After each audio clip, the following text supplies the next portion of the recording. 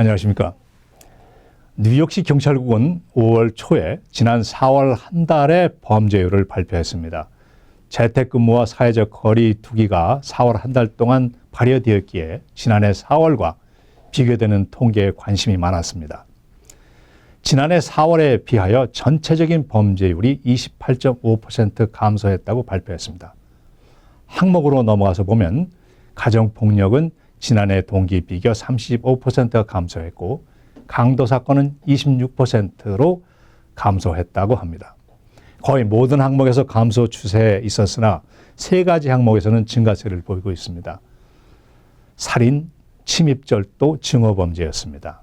살인은 작년 동기 23건에서 31건으로 35% 증가했고 절도는 828건에서 1090건으로 32% 증가되었는데 범행의 대상들은 대개 술창고, 식당, 소규모 상점들이었습니다.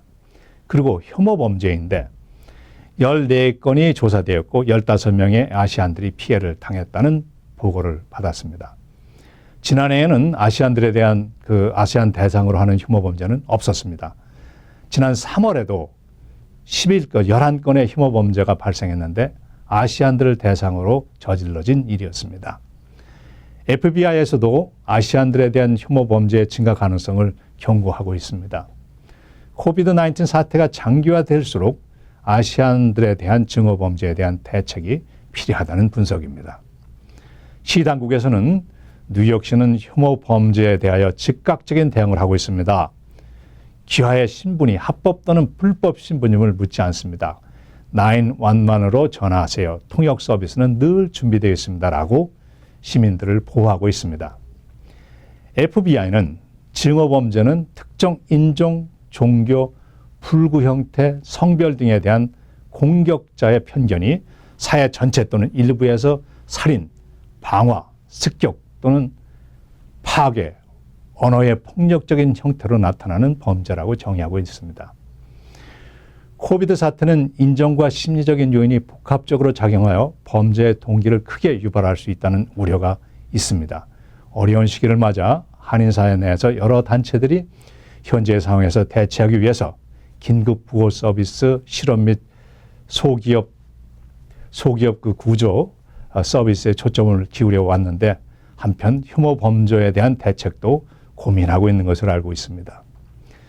증오 범죄는 hate incident, 즉 증오 사건과 hate crime, 증오 범죄로 분류되고 증오 사건은 적대적 또는 혐오적인 언어 표현과 멸시, 차별적인 행위가 해당되며 증오 범죄는 폭력으로 개인이나 자선에 피해를 입히는 행위지만 크게 모두 증오 범죄에 해당된다고 합니다.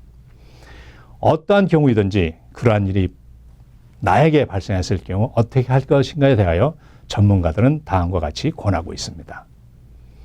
상해를 일단 입었다면 911으로 의료 서비스를 청구할 것, 영어 구사에 문제가 있다면 한국어 통역을 요청할 것, 사건이 발생하고 나서 가급적 빠른 시간 내에 범죄의 내용, 즉 공격자의 성별, 연령, 신장, 인종, 몸무게, 옷차림, 기타 눈에 띄는 특징들, 그리고 위험이나 편견적인 언어와 행위들에 대하여 가급적 자세하게 기록할 것. 911으로 전화하여 경찰에 리포트할 것. 경찰의 이름과 그 배지 넘버를 받을 것. 경찰이 사건 보고서에 기재하고 케이스를 넘버를 기재했는지 확인할 것. 경찰이 현장에서 리포트를 작성하지 않았다면 경찰서에 가서 리포트 사본을 요청할 것.